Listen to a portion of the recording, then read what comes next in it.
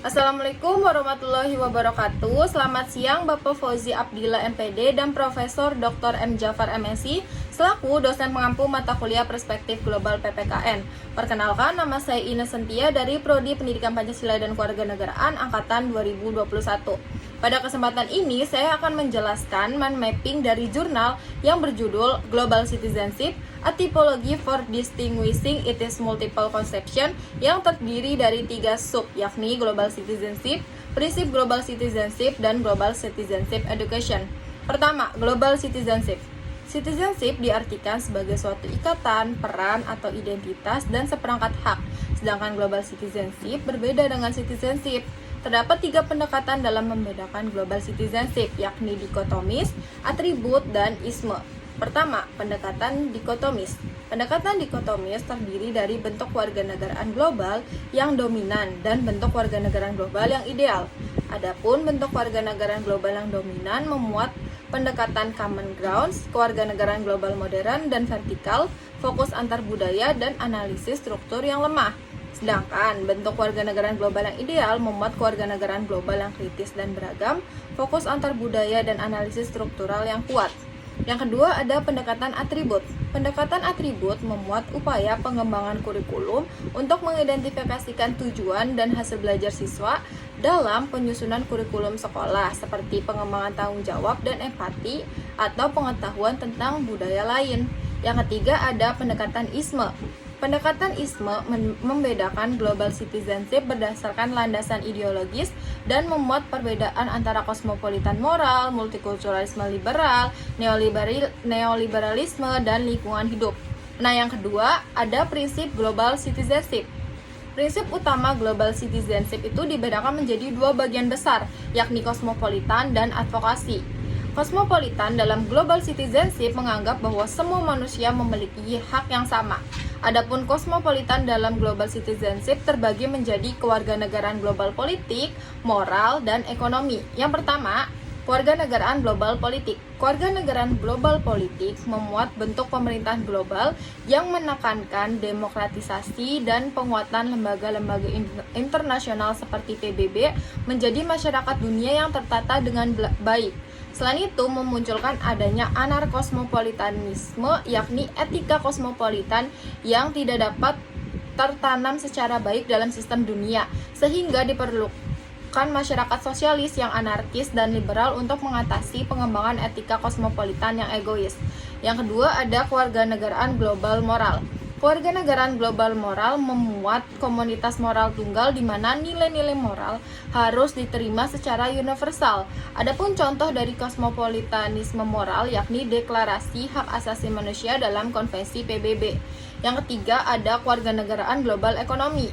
Kewarganegaraan global ekonomi memuat nilai-nilai seperti saling menghormati, martabat manusia, dan keberlanjutan ekologi untuk bisnis sebagai warga global. Sebagai contoh, yakni Bank Dunia dan PBB mengaitkan pembangunan internasional dengan indikator seperti pengurangan separuh penduduk yang berpendapatan kurang dari $1 per hari, teknologi baru yang tersedia bagi semua orang, dan mengurangi angka kematian bayi. Nah, yang keempat ada kewarganegaraan global budaya.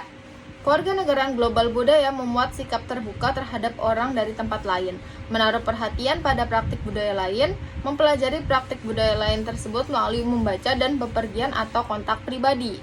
Nah, dalam hal ini, seseorang yang berkembang dengan baik secara budaya dan intelektual akan secara aktif memainkan peran dalam perkembangan budaya masyarakat.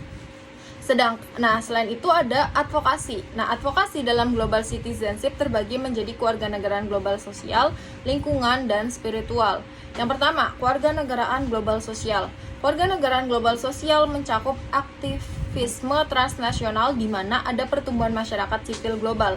Sebagai contoh, Freemasonry mengecualikan perempuan dan Asosiasi Perbaikan Negro Universal dan lingkungan komunitas Afrika yang bekerja untuk pengangkatan umum masyarakat keturunan Afrika di dunia. Yang kedua ada kewarganegaraan global lingkungan. Kewarganegaraan global lingkungan berfokus pada hak-hak manusia di seluruh dunia untuk menikmati udara bersih, air bersih, dan makanan yang tidak terkontaminasi serta hak generasi mendatang untuk menikmati hal yang sama atau disebut pembangunan berkelanjutan. Nah, di beberapa lokasi seperti hutan hujan Brazil, hak-hak masyarakat adat atas habitat alami dan budaya sering dimasukkan dalam upaya pelestarian lingkungan. Yang ketiga ada kewarganegaraan global spiritual. Kewarganegaraan global spiritual memuat ajaran agama dan meditasi berbasis keyakinan, tetapi bentuk humanisme tertentu yang menekankan unsur afektif yang melampaui filsafat rasional dan tidak dapat diukur secara empiris. Adapun kewarganegaraan global spiritual menekankan kerendahan hati, empati dan kasih sayang terhadap seluruh umat manusia serta keadilan sosial global. Nah, yang ketiga ada global citizenship education. Global Citizenship Education ini dapat dilakukan dengan mengembangkan dimensi global dalam kurikulum sekolah dan evaluasi Global Citizenship Education.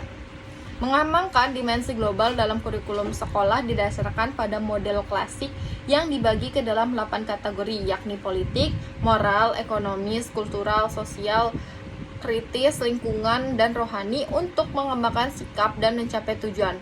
Pada dimensi moral berfokus pada HAM untuk menghasilkan kewajiban dan empati. Pada dimensi politik menekankan dan menumbuhkan pada demokrasi kosmopolitan. Pada demokrasi ekonomis berfokus pada pembangunan internasional untuk menghasilkan perdagangan global dan teknologi dalam pembangunan internasional. Pada dimensi kultural berfokus pada globalisasi seni, media, bahasa, dan iptek untuk menghasilkan fokus pada kesadaran multikultural.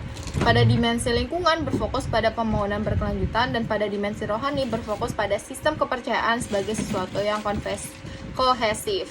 Adapun evaluasi Global Citizenship Education pada pengembangan dimensi global di kurikulum sekolah, konsepsi yang sering muncul yakni Global Citizenship budaya dan sosial. Adapun hasil dari Global Citizenship budaya dan sosial yakni keberagaman budaya, menentang stereotip, dan mengkritik citra negatif negara berkembang.